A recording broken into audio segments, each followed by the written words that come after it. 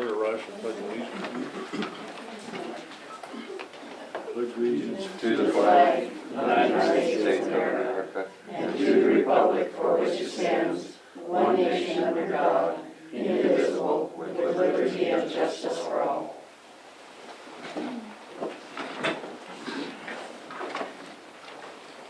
So we'll open the meeting with public comment on anything not on the agenda. Is there any public comments?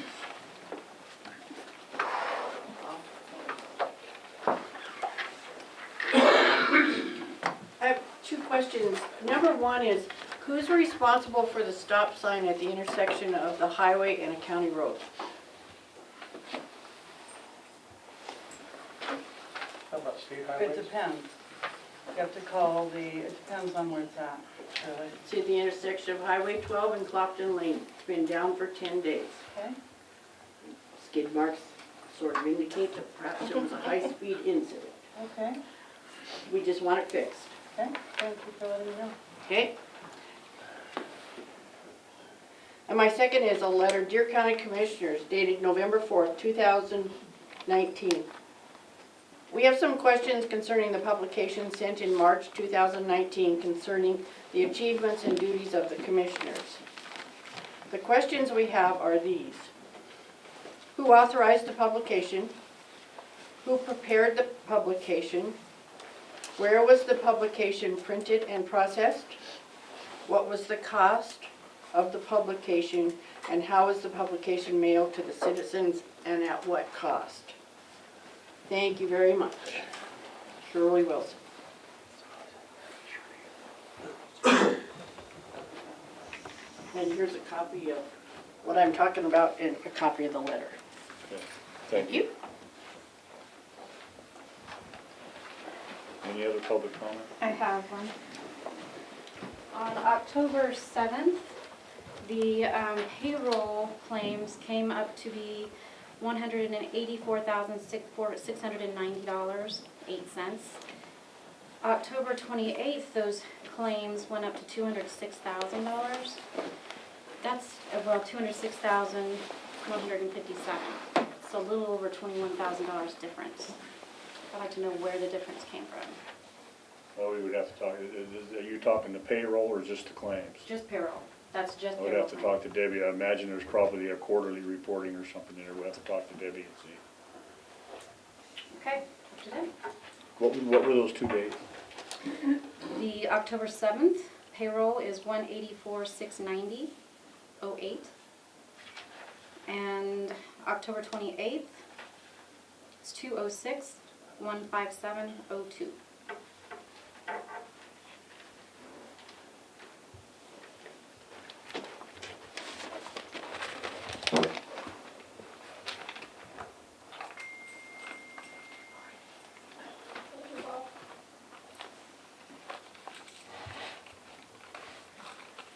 Will you get that answer, or should I present that to Debbie as well?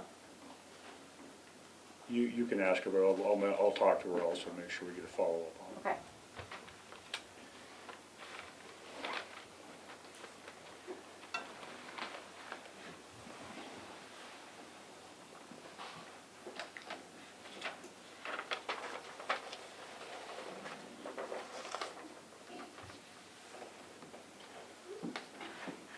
Let's see.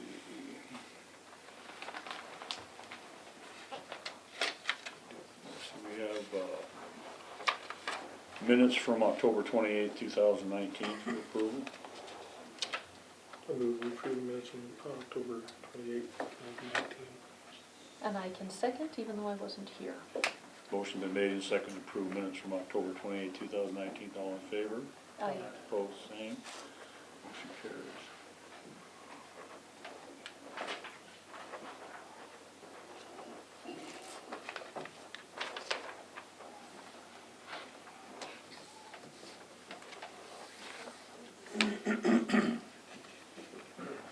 Payroll claims, the amount of $190,664.80. I'll move to pay payroll in the amount of $190,664.80. I'll second. Motion been made and seconded to approve payroll claims and set amount. All in favor? Aye. Opposed, same. Motion carries.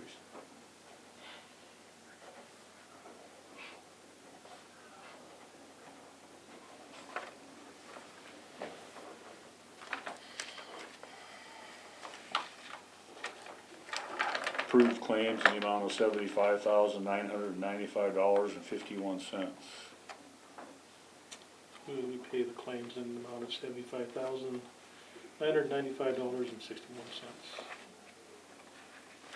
Was it 61 or 51? 51. Oh, All 51. right, I'll second the motion with 51 cents. Motion been made and seconded to approve claims set amount. All in favor? Aye. Aye. Opposed, same. Motion carries.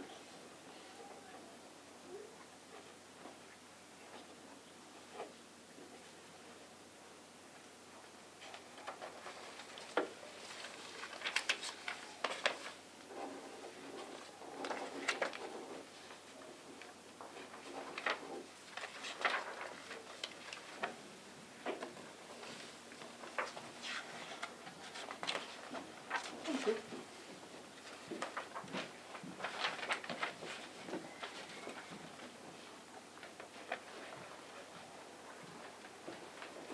Have the yearly policy inmate access medical insurance program renewal from Montana Association of Counties. No rate increase for the 5th year. Need approval to sign the document. It's been reviewed by the Sheriff's Department. That is a great program. It saves us a lot of money. I move that we sign the inmate medical contract with NACO. One second. Motion been made and seconded to sign and approve the Association of Counties contract. Prisoner inmate access medical insurance. All in favor? Aye. Opposed, same. Motion carries.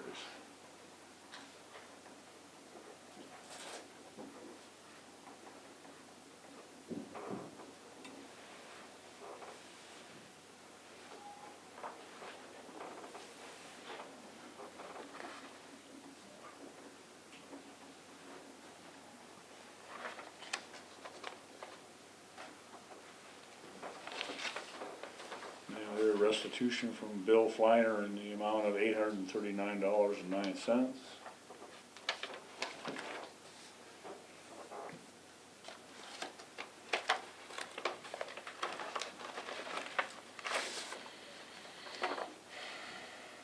Quarterly report from the Montana Business Association Assistance Connection.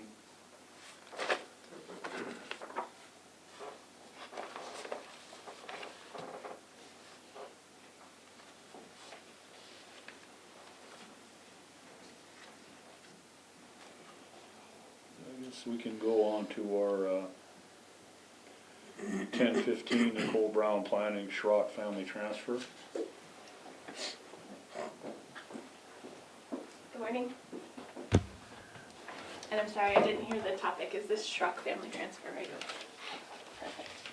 I don't know that the Schrock, anyone from the family is here to represent, but you have all seen this electronically. This is a gift from father to son.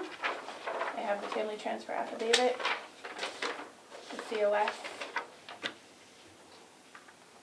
I believe, do you have a copy of the family transfer affidavit as well? Have you all seen that, right? Yep. Perfect.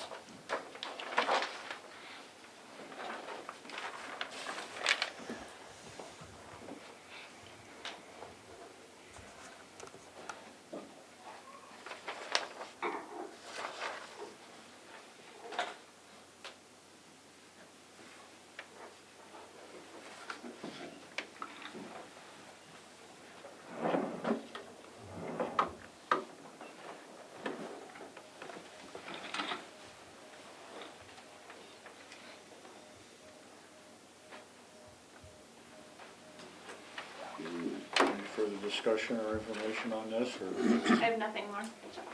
So they're actually gifting 2 parcels, right? 2 40-acre parcels? That's Okay. what it looks like to me. Yes, Yeah, there's one, the A and B. Jonathan and Marcus. Yes, I'm sorry, I said sun, singular, but it is plural. Okay.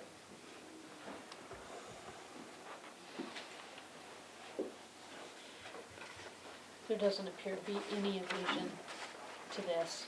No.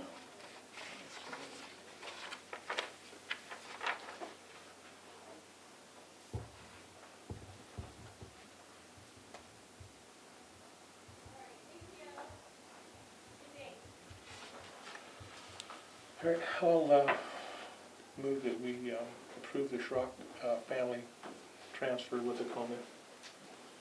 So, my only comment about this family transfer that's taken place, I mean, it's fine, it's good. But I see what's happening out in that area, and my concern is access. As these this family transfers take place. And my concern is for our emergency responders when they have to respond to these places, because in most instances, you know, there are no access roads. And if they are, they're pretty limited, because as we know, these folks don't drive vehicles, so access roads are not probably a huge priority for them. I guess that's just something I want us to keep in mind, something to be aware of. I don't know what the answer is to it. That's just my comment. I'll second the motion. Motion been made and seconded to approve the Schrock land transfer. Is there any further discussion? All in favor? Aye. Opposed, same. Motion carries. Do you have paperwork for us to sign?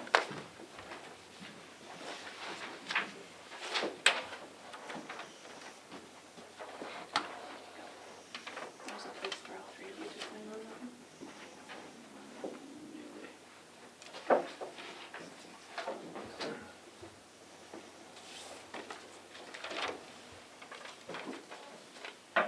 Nicole, is, on these transfers, our request or enforcement of access is not, we're not allowed to it by state law, right? That is correct. Thank you.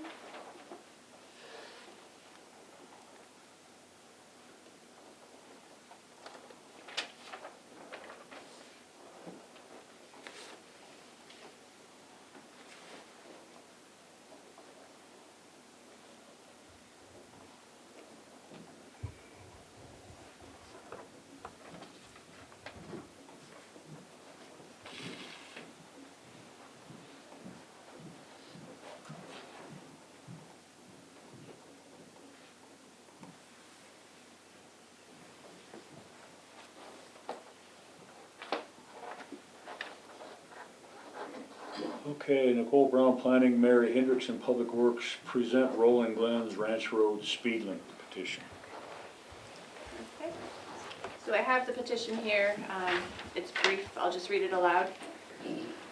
We, the undersigned citizens, hereby petition the Board of Commissioners of Broadwater County, Montana for the purpose of creating a posted speed limit of 35 miles per hour on Rolling Glen Ranch Road, being a gravel, dirt road with blind hills, current road deterioration, and increased development in the area. Safety is our highest concern. Followed by accelerated road deterioration and increased dust that is generated by people traveling at high speeds. Within the past 2 years, we have had 2 rollover accidents on this 2-mile stretch of road and countless close calls, head-on collisions. The undersigned are property owners in the proposed area, and the boundaries of the proposed area are shown on the map attached here and are set forth in the legal description attached here too.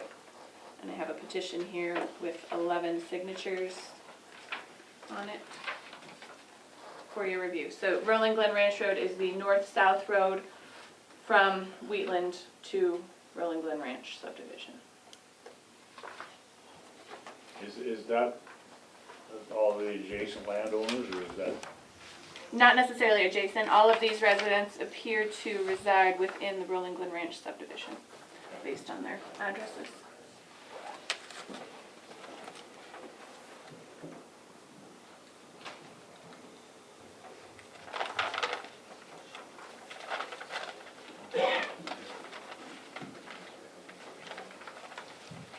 Is this road also a bus route? You know, I don't know. I don't know if it is or not. It's in the Three Forks School District. Is it not, Mary? No, Okay. no, Wheatland is. No, it is a bus route. Rolling Glen Ranch, It is a bus route. I think they do go from Wheatland over to,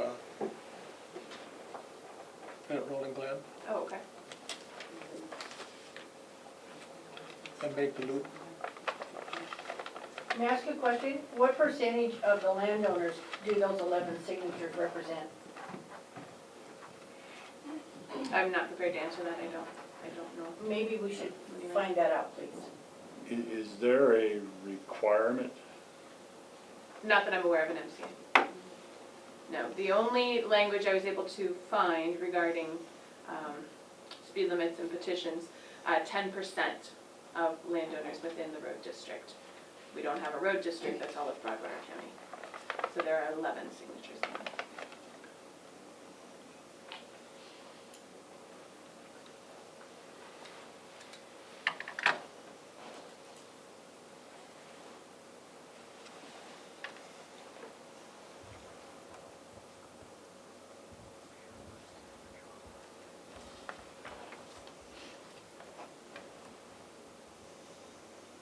If this were to be enforced, who patrols that and who makes sure you don't go over 35?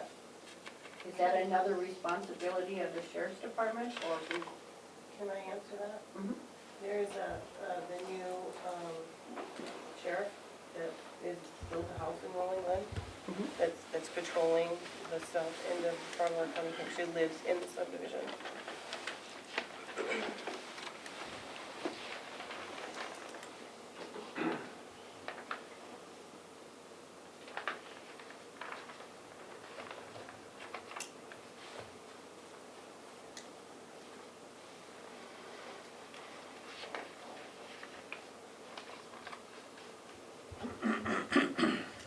What is the?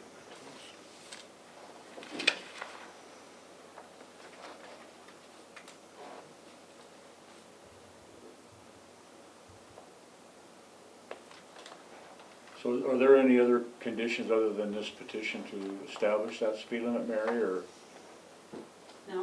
No, counties by law have the ability to, local authorities have the ability to decrease speed limits on unpaved roads to no greater or no less than 25 miles an hour. Okay, that's otherwise the speed limit is 80. 70. 70, I read, 70 on secondary, okay. 80 on the interstate. Okay, so, and it doesn't have to be done, it allows the county to revise the speed limit without doing a traffic or an engineering study. And it's just that speed limit has to be applicable to all vehicles. Those are the only requirements. So, what code are you using? Are you using 618310? Is that the one you're following? 714, yeah, 714, 2113, that points to 618310. Right. So Corey's not here, but my only question was on, I'm here. on that particular, is it? Oh, what are you doing? I'm sorry. So did we ever determine this is the correct statute to follow, Corey? I haven't, after we talked, I haven't been able to finish this. One question I had is this actually a county road or is this County road. is it a county road? Mm-hmm. Okay. So generally that's correct. You can reduce the speed limit on a county road down to 25 miles an hour. There's other ways that you can request it for highways. We talked about that. So I guess the question kind of the same deal is, in terms of is everybody in the area wanting this, or is this just a small handful of people, and then secondly, enforcement? I don't know, I haven't heard from the sheriff if he has an enforcement plan on this, but, I mean, Deputy Carosella does live down there, but he's also covering a lot of territory. I believe this is the right statute, but after we talked, I've been dealing with mostly hospital, and I have not followed up on anything on this. It is the right statute, because it is the establishment of the speed limit on county road. But there is nothing that I could find in rule, and I don't know that Nicole could find it in rule, that required a minimum number of people that had to achieve that. Because we could establish a county road, unpaved county road speed limit. We could do that. You have the authority to do that. There's no hearing required according to the code. And it's at the county commissioners, it's at the discretion of the local authority. So.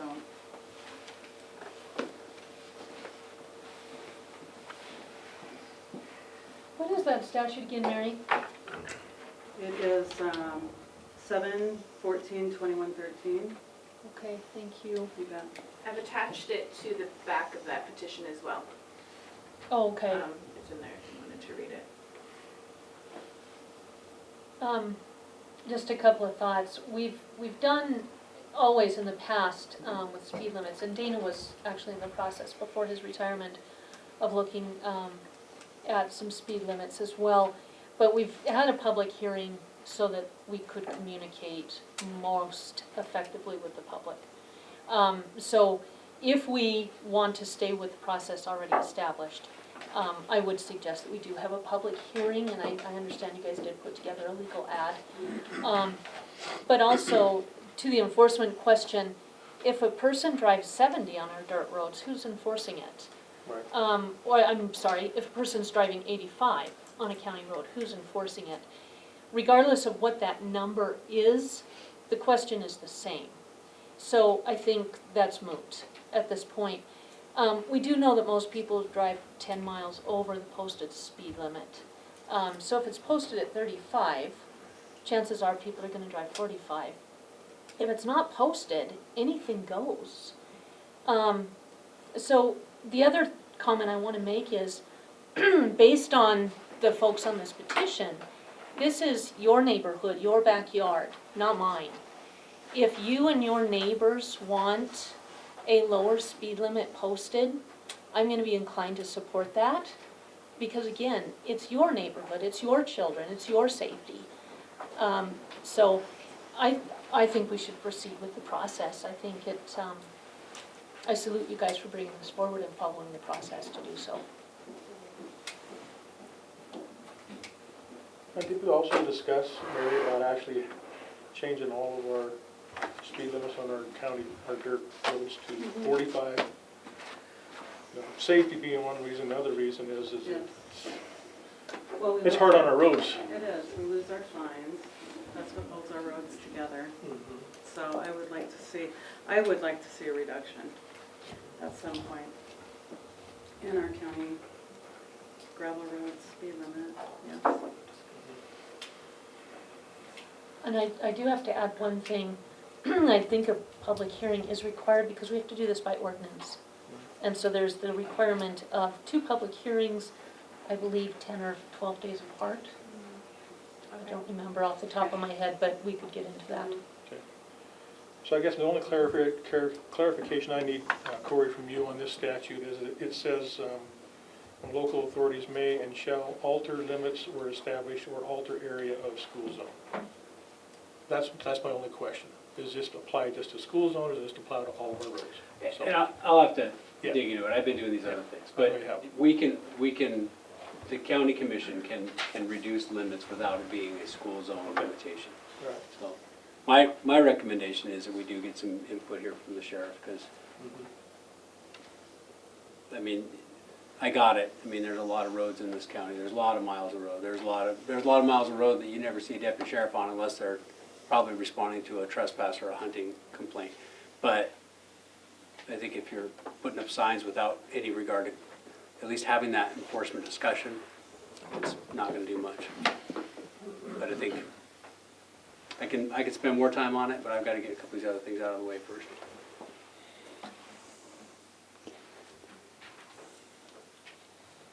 And I would welcome that discussion through the process, Yeah. but would suggest that we do follow the process. I guess we will have to set up a public hearing then and then move on from there. So the question I have for you, Mary, is that they were requesting school bus signs, is that the school district responsibility? No, or- that's not, that was a landowner. Requested that we move the location of the school bus stop sign, school bus stop ahead and school bus stop sign because the district had moved the stop to this individual's house because they had the children on that. And it was an issue over driving fast on the road, they hit a dog, and long story there. Are we discussing the school bus stop on Rolling Glen Ranch Road and Mountain Vista subdivision? That's what, well, no, that's not the intent of this conversation. He wondered if that was part of it. But I know you requested one by Mountain Vista, because that's where the bus does stop, right? Yes. Yeah. And I believe it still stops at Newton and Rolling Glen, I'm not Right. 100% sure. So, just so everyone's aware, I left it at 35 because when you come out of Rolling Glen and you go up over that hill, you have very little time to stop if that school bus is stopped, because it stopped right on the other side of that hill at the entrance of that subdivision.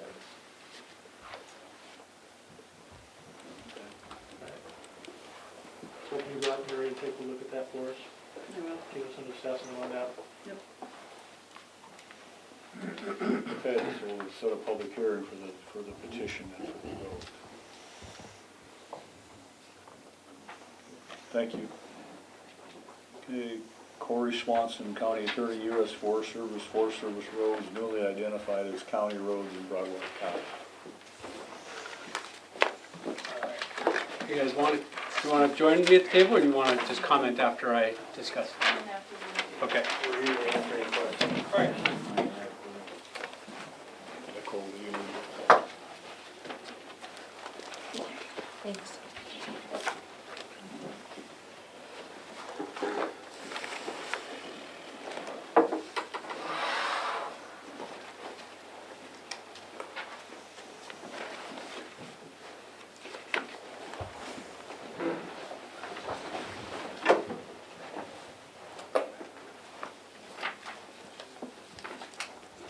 So I provided you a packet of documents. I have several copies on the corner of the table there if anybody from the public wants them. This is a matter that I really wanted to bring to you a year ago, and my whole plan last summer got changed with Joe Schmaus and Two Brothers Tires. So I found as we got to October, I was not ready to get this thing done. So in the course of some research done on some rights of way and various things like that, the researcher who works for the Forest Service, Jeannie Holmgren, who's present today, started discovering some records from Broadwater County archives, indicating that there were some roads that are county roads that had been, for at least some period of time now, we had all believed they were Forest Service roads. So a little back history, I think, is important to keep in mind. So Broadwater County became a county in 1898. Prior to that, the portion of the county that was on the west side of Missouri River was Jefferson County, and and what was on the east side was Marr County.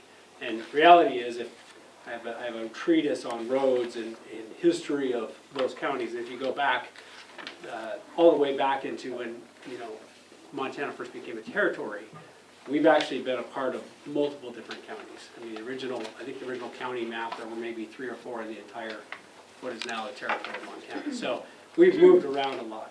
Well, when that happens, as specifically happened with Jefferson County and Broadwater County, when Broadwater became a county in 1898, records from Jefferson County needed to be transferred to Broadwater, and they largely were. Jefferson did a good job, I think, of doing road records.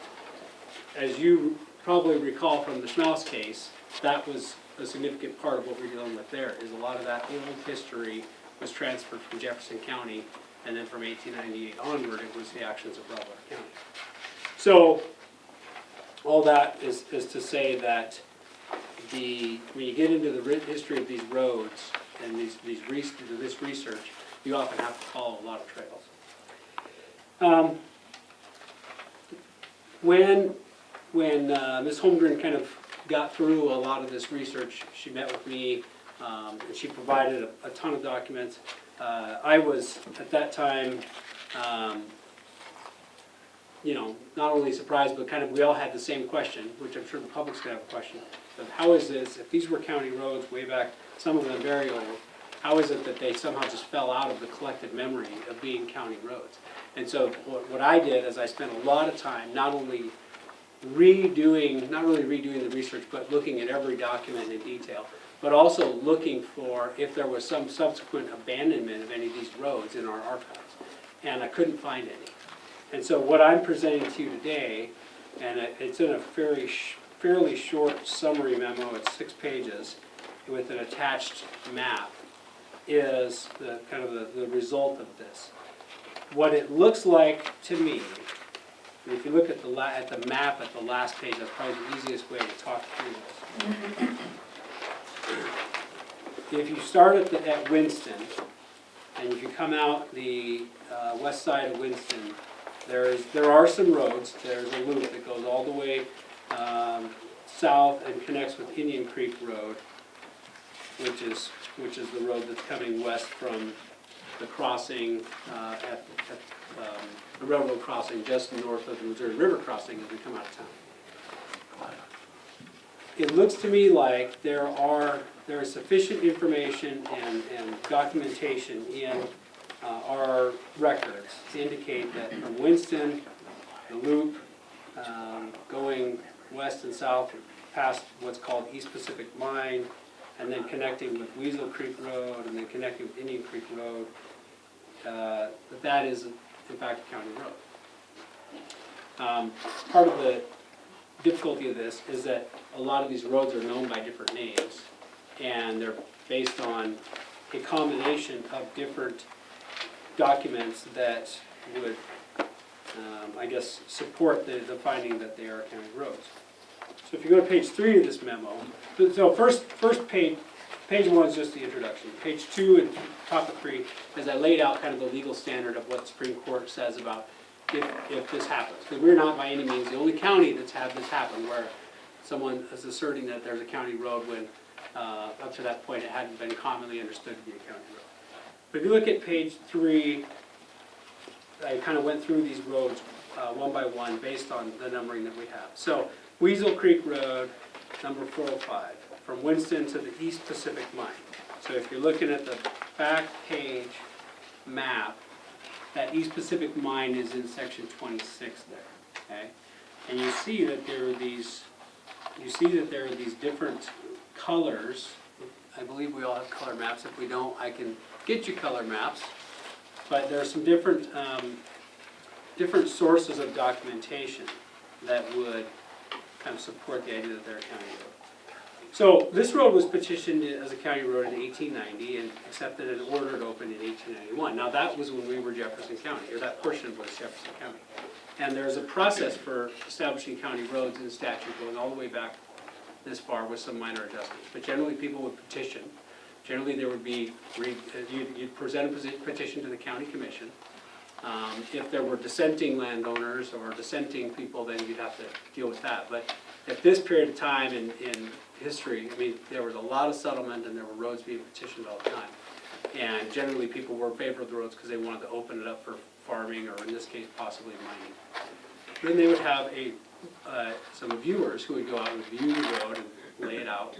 And sometimes they were very sophisticated legal descriptions, and sometimes they were not at all, and it was kind of like "Turn left at Bob's house" kind of descriptions.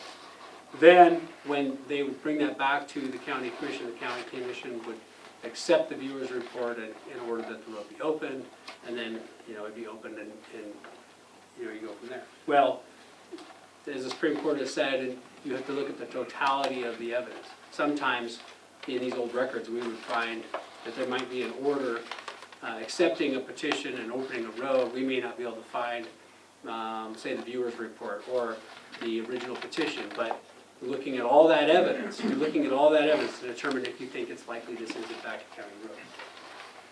So if you look at Weasel Creek Road number 405, and if you want, that's what all these piles of supporting documents are, is we can dig into the actual historical documents. But Weasel Creek Road 405 from Winston down to East Pacific Mine, yeah, there's clear evidence here in this documentation that that was petitioned, accepted, and ordered as a county road in 1891. And it was also known as Hogan's Spur. So that's part of the issue here, is that they had different names. Okay. Then number 2, Weasel Creek Road 405 from Winston down to Park Mine. And the reason I'm listing them as different segments is because I think this is part of the confusion here. So in other words, here you've got Winston through East Pacific Mine down to Park Mine. This road was petitioned to extend from Hogan's Spur to Park Mine in 1896 and declared a county road in 1896. So what this essentially did was extend that prior road, but basically re-petitioned part of the top part of it and then extended it. And this is 1896, so this is 2 years before we become Broadwater County. This is one of the, near the end of the Jefferson County era. And then number 3, Indian Creek Road, number 360, from St. Louis to Park. So I've learned in the past few years as I've done tons of historical research on these roads, is there are all these old communities that with names like St. Louis and Hassel and Springville, which we all know about, and then there was one, I want to say Bedford. I think there's a Bedford. And so there's all these old communities. People basically planned they were going to have all these thriving towns, and most of them were a lot of them either grew up and then died quickly, or some of them never even grew up to begin with. But those are landmarks that we can find. So St. Louis is one of those. So this was petitioned in early 1892, and what you do is you look at other commission proceedings and see whether it was referenced as a county road. Now, here's the first place where we talk about the 1923 county road resolution. And that is a packet that that's a document that's in your packet. It's a document that we have relied upon in the Schmaus case as well. I think it's probably the last big document in your packet. Because so many counties were going through the exact same thing we were going through in those early years, because you've got to keep in mind the Homestead Act that was, there were several different Homestead Acts, but the Homestead Acts were basically starting to realize that western lands, you can't live on a very small amount of acreage that maybe you did in the east or in the Midwest. So the Homestead Act started expanding. You could get 120 acres or 160 acres. I can't remember exactly what it was. But the High Line, okay, the Havre, Shelby, Glasgow, all that area, settlement really expanded after about 1908 there, and 1910, around there. There was a Homestead Act in that era that expanded the amount of acreage that you could get and prove up on a claim. And so what was happening is more settlements, more county roads being established. And they're being established like this, by county commissions. Some records are really good, some records are not. Counties are also multiplying at that time. We went from, we had a very small number of counties, and then suddenly everybody wants to split off and have their own county seat. So the legislature finally said, hey, we have a problem. We don't have an accurate, reliable inventory of county roads. So in 1921, the legislature passed a law directing counties, you need to go do an inventory of county roads and pass a resolution basically saying, here are our county roads. And so that 1923 resolution that the Broadwater County did was pursuant to that mandate from the legislature. Now, we don't know that they got all the county roads in the 1923 resolution, but if a road's included in the 1923 resolution, that's significant, because that means they're looking at records in the past 40 years that they are relying upon to say this is a county road. And some of those records we no longer have. That's 100 years ago, okay? But we do have a resolution saying that at that time we recognized it as a county road. So if a road is listed in the 23 resolution, that's a pretty significant thing for determining. And vice versa. If it's not listed in the 1923 resolution, that's also a pretty good indicator.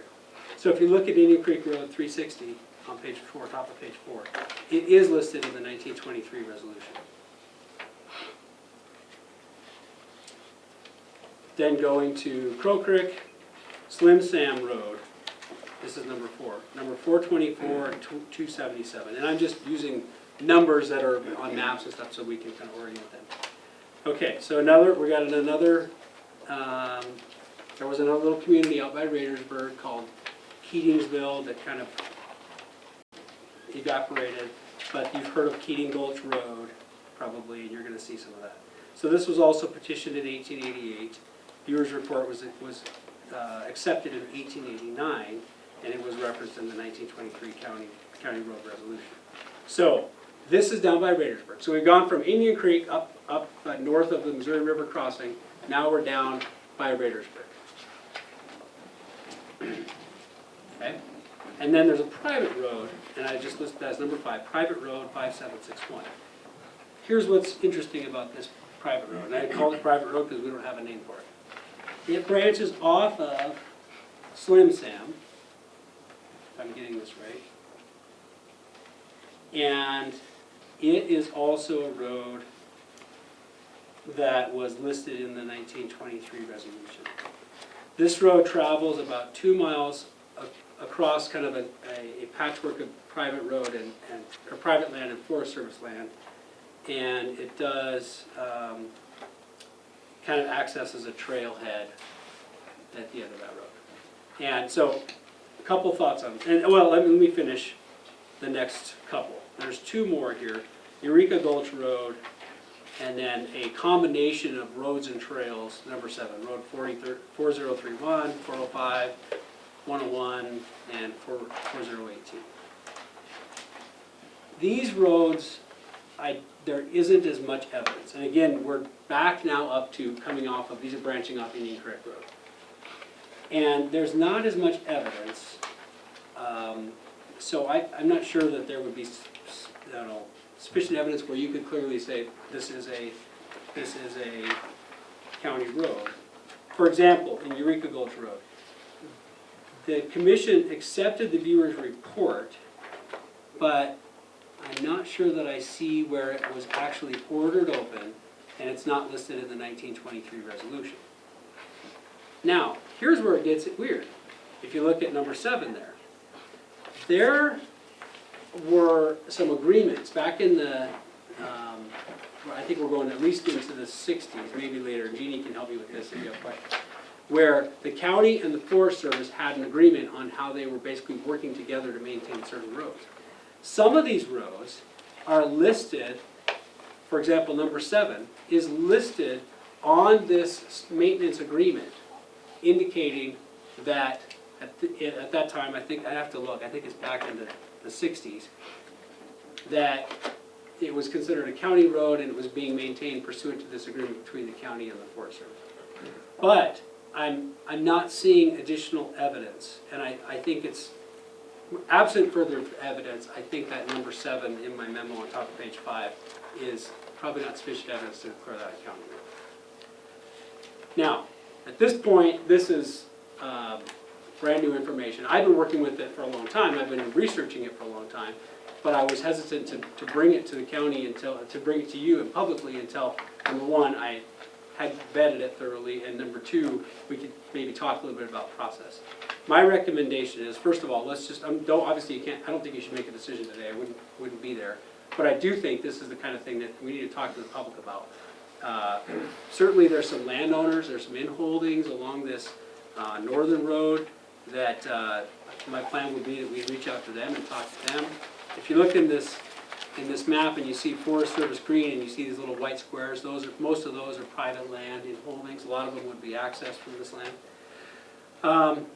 The second thing is, you've got to ask the subsequent question of, if this is opened as a county road, this is pretty rough country, you've got maintenance questions. The county's not obligated to maintain that road at the same level of, as some other road that's heavily traveled by the public. But I think it's important to let the county or the public know, hey, we don't have expectations of the smoothest ride in the world. coming down this Indian Creek or Weasel Creek loop. The other thing is you've got winter use. So at least, I think at least the two big roads, I'll let Mike or Jeannie talk to this. Certainly the loop, what I would call the Weasel Creek, Indian Creek loop, and I'm not sure about Slim Sam. Does Slim Sam close December 2nd? Okay. So those roads, pursuant to the travel plan that the Forest Service currently has in place, on December 2nd, they close the road to motorized travel. So you can hike, you can snowshoe past them, but you can't snowmobile, okay? So if they're open as county roads, we now make that decision. You make that decision. And so now you've got the question of, do you want to do that? And then I think you're likely to hear that some folks have some concerns about elk winter habitat as a result of if there's snowmobiles that are traveling through there in the winter. But that's the intro. I just threw a bunch of information at you.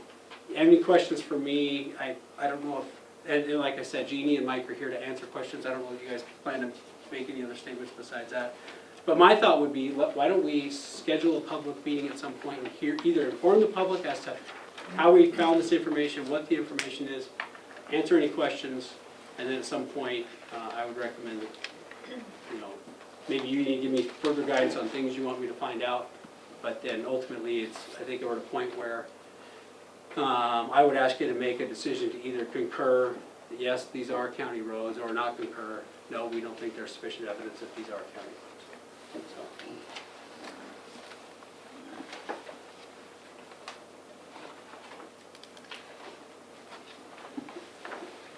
Okay.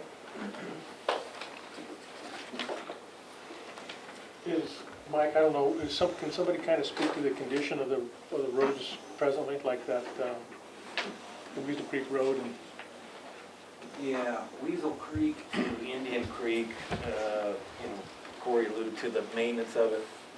There's not a lot you can do for a lot of that road. You can't put a blade down on it. I would say generally, the Forest Service, we've done some maintenance.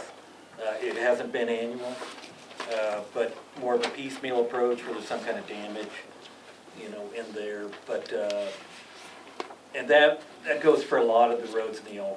I mean, there's not a lot you can do on some. Others, yeah, there are, but not a lot of maintenance from our end.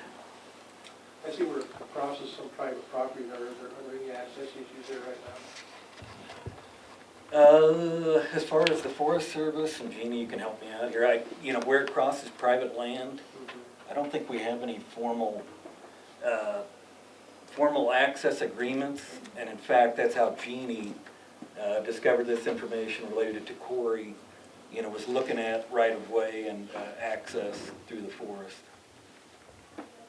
So that, to be specific on each and every property, I don't know that I could answer definitively yes or no on that, but there would be pieces and parts for sure that where the forest may or may not have access across those.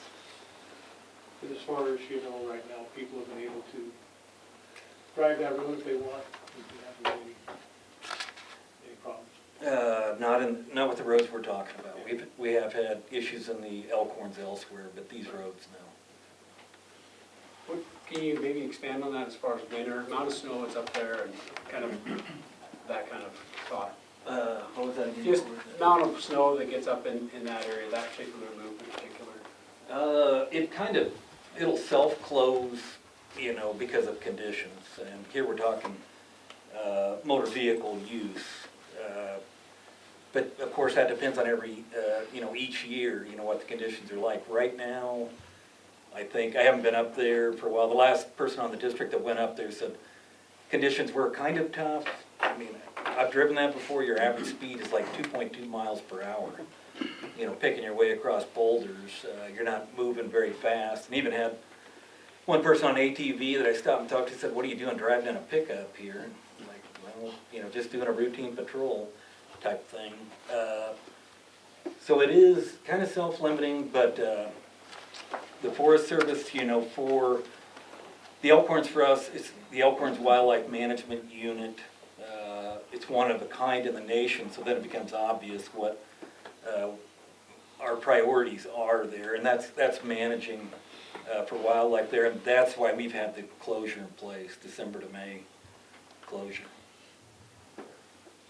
So when it's open, are there any other accesses off that road for the public, for recreation, and like campsites or anything like that? I'm just curious how it's being presently used. So during the closure, the public wouldn't have any way to get in there. Right. When it's open, say during the Oh. summer. Yeah, during the summer, another issue for us is there's a lot of private in holdings in there. And so for me as a district ranger, it's, by law, I need to allow reasonable access to those private in holdings. So we've got a lot of people that go up, into the in holdings, but generally, recreation, is the number one thing there. We also have a lot of permittees up there. Grazing, and then of course, the hunting and fishing, in both of those areas, well used. Okay. So if it was to become a county road, would it create any access issues for you as a Forest Service? From the in holdings, like what you were talking about. Yeah, I wouldn't see any access issues. Me thinking for the public and their access, county road is accessible, just like the Forest Service road, so. The only question would be if there was a change in regard to the seasonal closures or anything like that. It was from the Forest Service responsibility from the county. Yeah, if there were a change, in the closures, if we got to that point, that's something that, we would consider and work with the county, on, let you know what we have done, why we're doing it, and, if it were to become a county road, then your decision, on how you're gonna manage that. And I see management as the bigger issue. As you asked Daryl, are there gonna be any access issues? No, you can traverse a county road, just like you can a Forest Service road. Can I say something? Yeah. I have a whole bunch of papers, so I'm going to come up here more comfortable that way. My name is Joe Konar. I'm the chair of the Elkhorn Working Group. We're a group of volunteers that were tasked to advise the Department of Fish, Wildlife, Parks, the Department of Agriculture, which is the Forest Service essentially, Bureau of Land Management in the development of collaborative recommendations related to livestock and wildlife within the Elkhorns. We're also creating response to the FWP Commission request for a review of elk livestock management within the Elkhorns also. Basically, we're a bunch of users of the Elkhorns. We're ranchers, we're fishermen, we're hunters, we're snowmobilers, we're ATVers, we're guys that use the Elkhorns. We've met regularly since 2002. We put in recommendations for the forest plan. We put in recommendations for other forest vegetation projects. We help assist the Forest Service with litigation, the amicus briefs. We also do a lot of in things like this. We take public comment on things like this and work with the public, and we partner with the Department of Agriculture on sticky issues that develop like this. We're a citizens component with these advisory councils. I've been on the Elkhorn Working Group for about 5 or 6 years. I don't think they like me because they nominated me as chair, so it's a pretty good sign. When I first got on there, I didn't have a lot of institutional knowledge. A lot of our guys had timed out, and so what I did to, I'm kind of an overachiever, so what I did is I sat down, did a bunch of research, and one of the best research tools that I found was actually a master's thesis out of the University of Montana. A guy did a master's on the wildlife management unit, the cooperative unit in the Elkhorns. It's great. It's non-political. It goes through everything, the whole setup of the history of the Elkhorns and why we're here and how we got there. And it was really very interesting because back in the 70s, the Elkhorns were recommended for wilderness. And a lot of the landowners, the people who have in holdings, the livestock guys who had livestock on the forest, said, well, wait a minute here, we don't want this, we wanna be able to recreate on there, we wanna be able to drive on there just like we have for centuries and years and years and years. And so, they actually pulled the elk horns off those 10 recommendations back in the late 70s.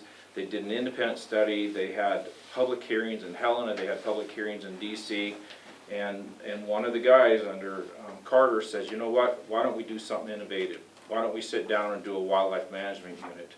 And like Mike said, this is unique. This is the only one in the nation, and it's a great success. And one of the things that makes it a great success is the Forest Service being able to manage that, and one of their management tools is to be able to close that down for elk wintering grounds. And another big thing, and one of the things Mike talked about, is guys being able to snowmobile and everything. One of our biggest concerns now is shed hunting. It's a huge business. We have guys who actually rent airplanes and fly and chase elk herds during the springtime to go after shed hunting. At $14 a pound, you can make a pretty good living doing shed hunting. And so we look every spring of guys on snowmobiles and dirt bikes going up shed hunting. And without those road closures, we're gonna have guys chasing these herds of elk or deer on their winter grounds, which is the worst time. So we would like to partner with you guys when you start develop these and start talking and have public comment. We're one of the tools that has been recognized. We have the history behind us, and we're willing to do that. We're willing to work with you guys on this and talk about this, so thank you.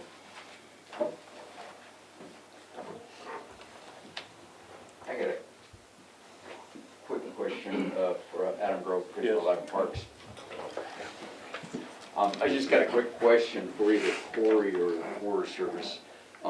Does the fact that the U.S. Forest Service has been maintaining these roads for all these years, does that, in fact, at some point make them a de facto county or de facto Forest Service roads, even if the county has never officially abandoned them? Or does the fact that property ownership changed with the establishment of national forests, when was that, 1905?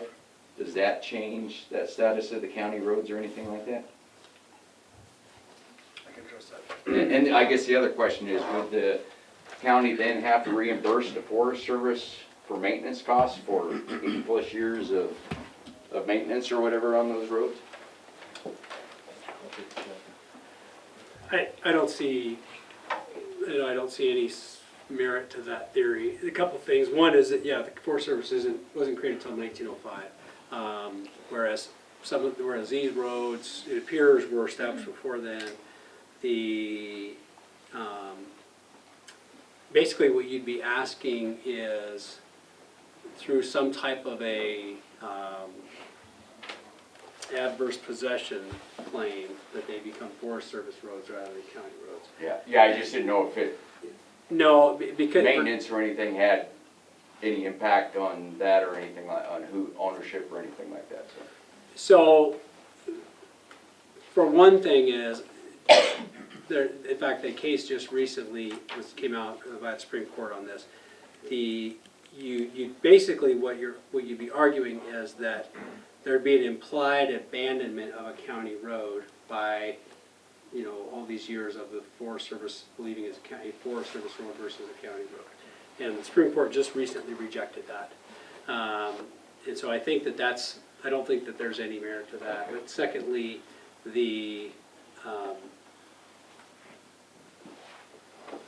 I just can't imagine the Forest Service wanting to assert that claim. Yeah, Something like that. Like I say, I'm not a lawyer, so I don't know how that. Yeah, I can't speak for them, but I mean, the problem with that is that the Forest Service would have to waive their sovereign immunity, come sue us in state district court, because anything that's an easement by prescription or an adverse possession type of claim can only be ultimately recognized upon a court order. I can't imagine the Forest Service doing that, or wanting to do that.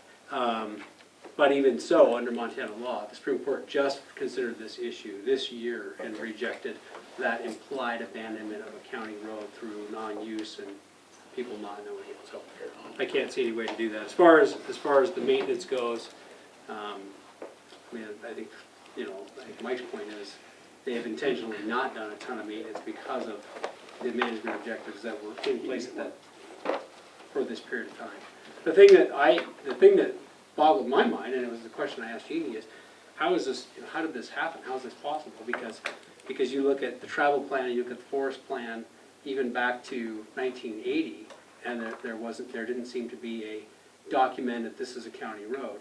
But you go back to about the mid-1960s, and it appears that there was, at least for some of them, there was some acknowledgement that it's a county road because of the scheduled maintenance agreement that was in place at that time. So somewhere between then and 1980, that's where I said, I'm gonna go look for proof of abandonment, because I thought, well, geez, maybe the county abandoned the road in 1971, and I wanna find that document, and that would simplify everything. But it's, to my knowledge, I don't see that, so. So from the Forest Service perspective, I mean, our next step, when the county made a decision, we would run, all the information that Corey's presented, through our Office of General Counsel. So that would be the next step, to say any more, there's not much to say right now. As far as maintenance, and going back on a county, to try to recover cost, not aware of that ever happening. Not to say that it hasn't, somewhere, there may have been, that happened, but I've never heard of anything like that. Well, I'm sure you wouldn't have maintained the road if you didn't think it was regeared, right? Yeah, and usually, I mean, we have maintenance agreements. I mean, the county maintains roads that traverse the forest. And, so those are there, but never heard of any issues like that. Well, thanks, guys. Mike, do you know, when that was established as a wildlife management area, is there a specific agreement designating that area? I mean, would that agreement have a designation in there saying that that road is a seasonal road, or was the road ever addressed? I don't think the road's ever really been addressed. I mean, it's. Yeah, the roads, I think the Forest Service addresses their roads through the travel plan, which is separate from like forest plan and everything like that, so there's. It would have nothing to do with your decision, really, then it becomes a management issue. But it's a good question of, for 100+ years, how have we not known that, had this evidence that, could be a county road. And we went through our travel planning, what year? 1995, and we couldn't find anything in there. Okay. Said it was a county road. This is not the other forests they've got an issue with over on the Beaverhead Deer Lodge on the McCarty Creek Road. Dealing with the same thing, over out of White Sulphur Springs a few years back, they had this kind of a road got lost in the shuffle, it was private road, Forest Service road, so it's not the. Southwest, yeah, Corey said this isn't. It's not an issue alone to this county, obviously, so. Okay, Jim, do you have something? Tim Ravendall, just a real quick, brief comment here. I encourage you to move forward and look at this closer. I spent 11+ years with Montana Multiple Use Association looking at these issues, and this particular one was really, hot on the burner for multiple years, because in '86, when this wildlife management unit was not only proposed but adopted, it was adopted under conditions that required an act of Congress, which never happened. At that point in time, when we were asking for that process to be followed to make it happen properly in behalf of inholdings, which became a very high concern of having access to that property, and then also the absolute need to manage the resources in that unit became secondary to wildlife management without the designation that we were asking to make sure that it was done properly. Again, that's all been water under the bridge. The travel plan has taken precedence. The '95 travel plan ignored a lot of the things that were being brought to the table, and we needed to make sure that everything was done. This has been going on a lot in Broadwater County over the last many years, and I'll just use one example that isn't included in this report. Take a look at White's Gulch. White's Gulch Road is a county road. Has been proven, documented, and reviewed by Broadwater County Commission from its from when it was designated way prior to the Forest Service. The Forest Service closed that road, removed that road, and private property owners in that area have had access basically denied. And that is still a county road because of our research for many years showed that that road was never abandoned. So again, these are just several issues that the commission, on behalf of representing the people, would be just awesome to make sure that everybody has a seat at the table. So please proceed with looking at this in a public manner and making sure that the process is followed properly. And I thank you for your time.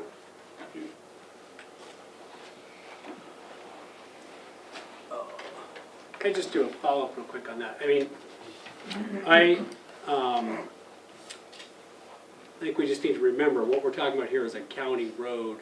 Either it is or it isn't. I mean, I appreciate Tim's comments, but this isn't going to give the county any ability to assert influence over what the Forest Service, how they manage the surrounding land. I think that if there is a concern about, you know, illegal off-road chasing of elk or whatever, I mean, there's a way to address that. But that's really the subsequent question of what do we do or how do we deal with either opening, closing, restricting, whatever we want to do with the road. The first question, the predicate question, is do we concur that these are county roads? And I think secondly, the county may have authority, and you do have authority, and we can discuss this if you want me to look at that, about whether you do a seasonal closure or whether you do some kind of a, I don't know, I have to think of what one would do to say, use the road but don't go off-road and violate Forest Service roads. I mean, obviously, if somebody drives off on a snowmobile in the winter and is chasing an elk herd, they're going to have a Forest Service law enforcement officer writing them a ticket, and they're going to be, that's now a federal violation. When I was in law school, I did an internship with U.S. Attorney's Office, and I actually prosecuted those Forest Service, basically what are misdemeanors, because lawyers were too busy, so like, give it to the student and let him learn, you know, do these off-road, you know, mud pit bogging things in the middle of, you know, some wilderness area. But that's a separate question. What I would like the commission to focus on is the first question, which is simply, do we concur that these are county roads? And I think that I love the fact that there already is public comment, and there's probably going to be a lot more public comment, because this is a big deal and it affects a lot of people. But those questions of what you do are the second question, not the first. Thanks, Corey.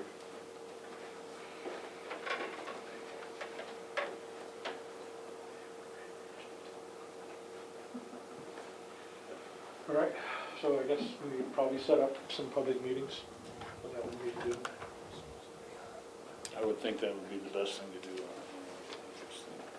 I think we should have some meetings with our staff first, Mary, for one, and some of our partners, and put together where those should be, when those should be, kind of a open and strategic look on how to make sure we engage everybody we can, and bring all the facts to the table so that people have those as part of the process.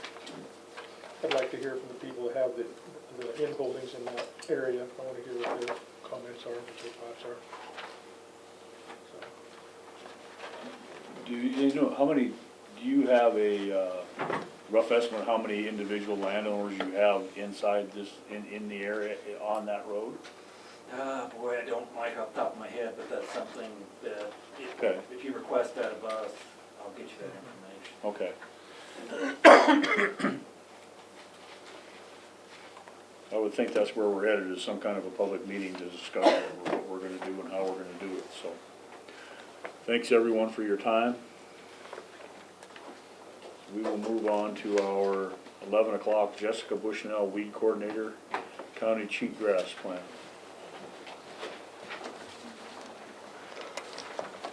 Right. Good morning, guys. So the weed board has put together a recommendation to designate a special management area for cheatgrass control in the Elkhorns. Cheatgrass has pretty significant ecological impacts, and this will allow us to go after funding to treat it. It will improve grazing for cattle, wildlife habitat, winter range, and reduce fire danger. I'm asking for you guys to support it in conjunction with the board. Yes. So how did you choose this area? So we talked at the meeting about breaking the county up into some areas, and we have some projects going in the Elkhorn Range. And so we're gonna target those areas so we can apply for funding there. And then subsequent years, we're gonna target different chunks, the remainder of the county, so that everybody can take advantage of this. So what do you think, what are your methods of treatment gonna be? So, what we're gonna propose for this project will be grazing with some burning, and then a treatment with either esplanade or plateau. They show really great control of annual winter invasives. So I think we're looking at treating about 500 acres in the Forest Service with it, and then varies for the landowners. So these treatments, you know, I guess I'm familiar with them, they take probably almost 3 years Yeah, to so, see the results. so this project is a 5-year project. The one that we're targeting now will be a 5-year project. So our first treatment will be either grazing or burning in the fall, within a late fall treatment for either plateau or esplanade. And then you'll see in the spring and then the subsequent years improved native vegetation regrowth. The reason I say that is important for people to know they're not gonna see Yeah. immediate results. Yeah, Right. there's no immediate results Yeah. of weed control. It's never. It's gonna take some time. Yep. And I know always, a lot of times the comments I heard, well, I just wasted all of my money on that. Yeah. And just need to be patient with some of those treatments. The research has come a long way, and these new control methods do a big impact on cheatgrass. And we're expecting to find the new invasive ventonata in there. Oh, yeah. So, Does Esplanade or Plateau control that? yep, Does? it's an annual. It's like cheatgrass. It's an annual invasive, and so it has the same life cycle as cheatgrass, where it'll sprout in the winter and then just kind of hangs out. So. Is this funded through the state then? So the funding for this project would be various. So there'll be Fish, Wildlife, and Parks, we're applying for a WIP grant. There'll be Noxious Weed Trust Fund money, REMF money, and Mule Deer Foundation, hopefully. And then we're getting a lot of support from the Forest Service with other monitoring protocols. Jessica, could you speak a little bit to the last paragraph and partners and landowners? Yeah, and so this is not designed to be an enforcement measure. So we are not requiring all of the landowners to treat their cheatgrass. We're providing them a tool to help them seek treatment, because right now cheatgrass is not funded through any of the grants available to landowners, because the Department of Agriculture designated it a regulated weed, which means that we can't transport it, but it's not required to be controlled. So this gives them the tools. I like that part of it. Yeah. Do you think that you'll be doing any of these treatments in actual cropland? I doubt it. It looks like it's going to be in grazing lands, in more Forest Service grazing types, not in cropland itself.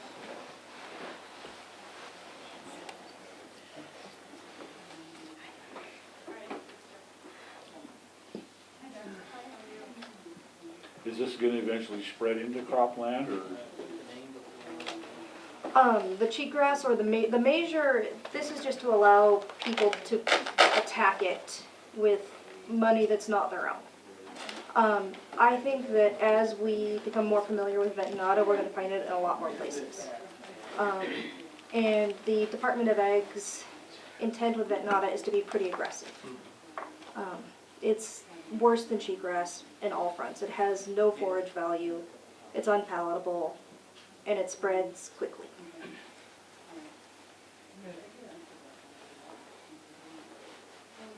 I salute you putting this together. I know the board's worked on this pretty hard too. Nice work, both to you and the board. I don't have any more questions. All right. Good. Do you want a motion? Yes. All right. I'll make a motion that we approve the Broadwater County County Elkhorn Regional Cheatgrass Management Area. Is there a second? Yes, I will second that motion wholeheartedly. Motion been made and seconded to approve the Broadwater County Elkhorn Regional Cheatgrass Management Area. Any further discussion? Yes, Tim? Tim with Readout News, just real quick. You said the Forest Service really doesn't recognize cheatgrass as a part of the funding mechanism in weed control. So The Department who of is Ag. really gonna pay for that? No, so what it is the Department of Ag doesn't recognize it for their trust fund, so by designating this special management area, it becomes a priority, so that we can apply for funding. Because the county has said, no, this is important to us, this matters, and then they recognize that. So follow up, Mr. Chair.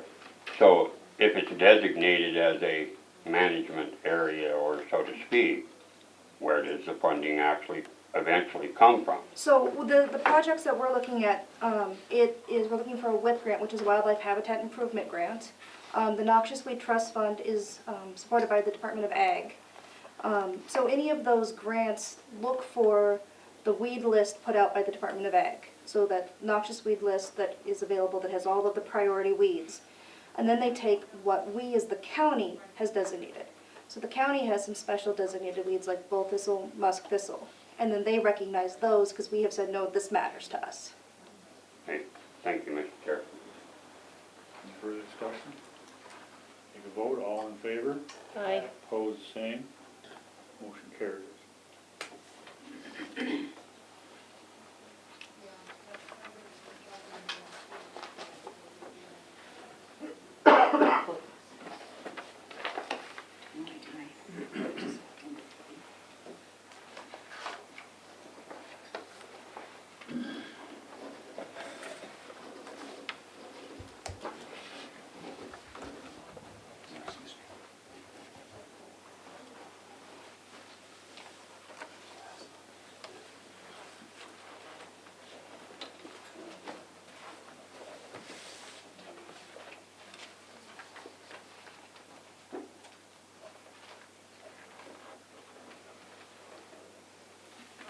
We will go on to our 11:15 Hospital District Board, discuss transactions to finalize sale of Billings Clinic. Mr. Chairman? Yes, Can I interrupt for just a minute? I would like to introduce Randy Anderson. Randy Anderson is the new CEO, interim CEO for Broadwater Healthcare. He's employed by Billings Clinic. Actually, he's commuting from Phoenix. And he will be here until we select a permanent. But did you say a word or two to these nice people? Sure, yeah, thank you. Just a moment, okay. Oh, just a moment? You No, want me- no. All right. Thank you, nice meeting you folks. If you have any questions or comments, I'll be over at the hospital every day, and so please come on over, introduce yourself, and I look forward to meeting you. Thank you, nice to meet you too. nice to meet you. Okay, go ahead, Corey. So, Mr., do you want to start? Well, we have a bunch of closing documents, a whole slew of them, and it seems like the lawyers have gone wild, and they're not ready with them. So, that I get that from Corey, so we're really not ready to sign anything. But that's not to waste your time. I think Corey could go through the documents, what has to be done, what documents do need to be signed. And I don't think there's any controversy, any problems. It should be really routine. All sides want to get this deal done. Administratively, Billings Clinic has taken over. New CEO, and they're operating the hospital, and the only thing that we're still hanging fire is the conveyance of the properties. We have 3 parcels, I think you all know what they are. The hospital is on the 1 parcel, the hospital, and then we have a vacant lot behind the Grover buildings, and then we have the ambulance building in that lot. And those are 3 parcels involved. Under our plan, we're going to convey the hospital property, the parcel 1, and that vacant lot, parcel 3, outright, and then give the hospital district, the hospital Billings Clinic, or THS, an option to buy the ambulance lot once it's remediated. That means we're going to have the building torn down and the soil removed and replaced. And that is thanks to MBAC lead on that. Apparently we can get that done with no cost to the hospital district or the county. And then once it's remediated, Billings Clinic would have the option to buy it at fair market value. And that's pretty much where it stands. Corey knows some ins and outs of the legal documents that apparently the Billings Clinic lawyers have not signed off on everything, so we're hung up there. Anything else? Well, that's right. I do have the documents as they currently are. And so we went through and we did a bunch of edits last week. I got the final documents this morning that were with the Crowley Fleck attorneys have done all the edits. They all meet all of our requests.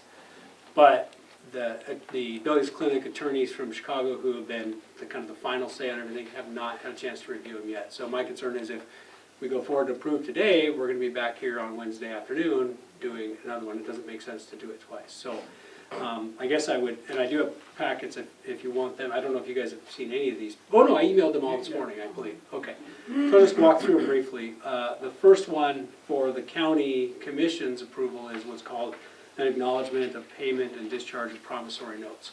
So whenever you do a property transaction, in this case, you have title report, and due to the long history and everything, there were a lot of things that they were then doing follow-up questions on. And the one was a couple of promissory notes that were paid, but the promissory note was originally recorded. The payment or the satisfaction of the promissory note was not recorded. So in other words, it comes up as, through the title search, as an unresolved issue. So they're asking for the commission to sign this document. It's the one I provided for you, and I have Doug's given me about an inch of backup documentation, which I didn't copy it all. My plan is to get it copied and get it to you before, final. My recommendation is that we ask for a scheduling of a hospital district board and a county commission meeting Wednesday afternoon this week and do all of these documents and tell them that's our goal. With the understanding their goal is to then, I believe the target date we're looking at is the 13th for closing on everything. Is that so right? I think they were shooting for the 14th. The 14th? I believe Okay, that's so right. that's next week. And part of that is, we want all these things done and to the title company several days prior to the closing, so that they are, because as you can imagine, there's a lot of paperwork. So that's one document. The other one is just the purchase and sale agreement between the hospital district and Billings Clinic. And on that one, we just made some edits to, what happens with every document is the lawyer for one side drafts it, and the lawyer for the other side has to go, well, I want to throw in a few things to help my client, and that's what I did. I asked him for a couple of